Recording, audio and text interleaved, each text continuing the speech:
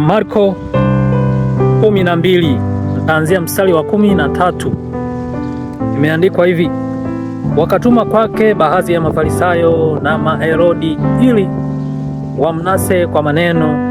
Hata walipofika walimwambia, Mwalimu, twajua ya kuwa wewe mtu wa kweli, wala hujali cheo cha mtu, kwa maana hutazami sura wala watu, lakini katika kweli waifundisha njia ya Mungu. Walifundisha njia ya Mungu. Je, ni halali kumpa Kaisari kodi au sio? 15. Tumpe tusimpe? Naye akajibu unafiki wao, akawaambia, mbona mmenijaribu? Nileteeni dinari niione.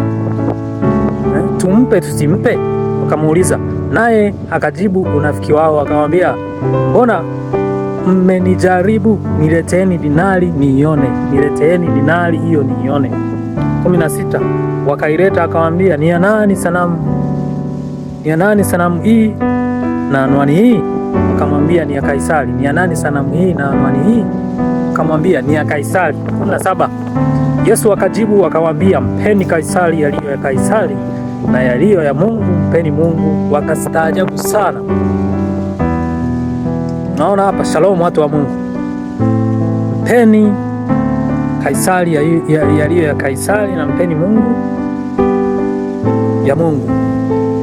Yaliyo ya Mungu mpeni Mungu. Naona hapa ili andiko limekuwa likitumika sana. Watu wanaosali, watu wa imani, tumekuwa tukisema kwamba mambo ya duniani huko, mambo ya uongozi, mambo ya jamii, mambo ya uchumi ni ya Kaisari. Hayo mwachie Kaisari, sisi tudili na mambo ya Mungu. Kwani Mungu ni nani? Mungu ni yote katika yote. Mungu anapatikana kila sehemu. Mungu ndiye anamonita kila jambo. Mungu ni yote katika yote. Kwa hiyo hawa watu ambao wako kwenye biashara, kwenye uchumi, kwenye teknolojia, kwenye uvumbuzi, kwenye sayansi, kwenye siasa, kwenye usafirishaji, hao watu wametoka wapi? Cha kujiuliza au swali la kujiuliza ni hawa watu wametoka wapi? Hawa wote ni watu wa Mungu. Hawa wote wameumbwa na Mungu. Hawa wote kwa mfano Mungu aliwaumba. Kwa hiyo huwezi kutenganisha mambo ya Kaisari na ya Mungu. Hapa alijibu swali hili Yesu kama kwa mtego, kulingana na walivyokuwa wamemuuliza. Aliwajibu hawa watu kulingana na unafiki wao.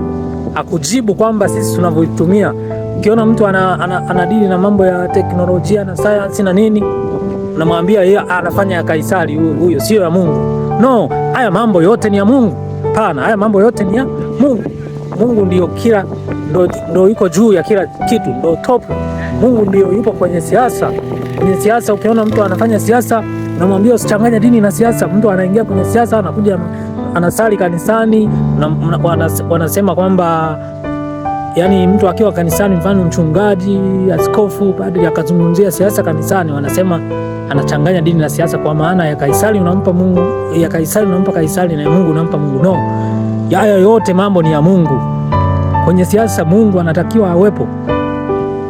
Kanisani pia Mungu anatakiwa awepo, sababu wao wanasiasa ni wapi? Ni watu wa Mungu. Lazima waje kanisani, waonywe, wawe na maadili, wawe na upendo, wawe na huruma, wawe na kiasi, wawe na upole, wawe na uvumilivu, wawe na utu wema, wawe na fadhili.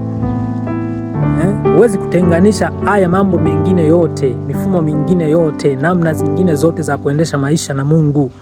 Mungu anagusa kote kote. Kwa hiyo hapa mtu asije akakwambia kwamba ya Kaisari mpe Kaisari na ya Mungu mpe Mungu. Hapana, yote haya mambo ni ya Mungu.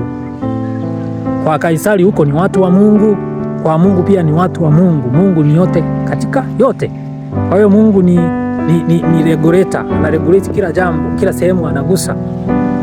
Huyo anayetaka kukwambia kwamba ya Kaisari mpe Kaisari na ya Mungu mpe Mungu, huyo anataka kukupoteza. Anataka kutoka katika reli. Ukisema mfano mwanasiasa anakupangia bei, labda bei ya sabuni, bei ya sukari, bei ya mafuta, bei ya usafiri inapopanda, hiyo ni siasa. Unasema tumwachie Kaisari. Hapana, na hayo mambo pia ni ya Mungu, lazima na Mungu aingie huko. Kwa hiyo ndugu zangu, ilikuwa anatoa ufafanuzi tu ya hili somo. Hili somo Yesu alikuwa anajibu kwa unafiki wa watu wale ambao walimuuliza hao waandishi na Maherode. Walimuuliza swali kwa mtego fulani, na yeye akajua mtego wao akawajibu hivyo. Ila ni kwamba yote katika yote, watu wote ni wa Mungu, vitu vyote ni vya Mungu. Kwa hiyo kila sehemu, hakuna anayechanganya dini na siasa. Wote sehemu yoyote unafanya kazi ya Mungu, wapo mahali popote unafanya kazi ya Mungu. Kwa hiyo kila sehemu huna budi kuonesha upendo, kuonesha fadhili, kuonesha huruma, kuonesha rehema, kuonesha utu wema. Na hiyo ndiyo Mungu anayotaka, na hiyo ndo Mungu, hivyo ndivyo anataka sisi tuwe kama wanadamu. Basi neema ya Kristo ikae pamoja na nyinyi nyote. Amen.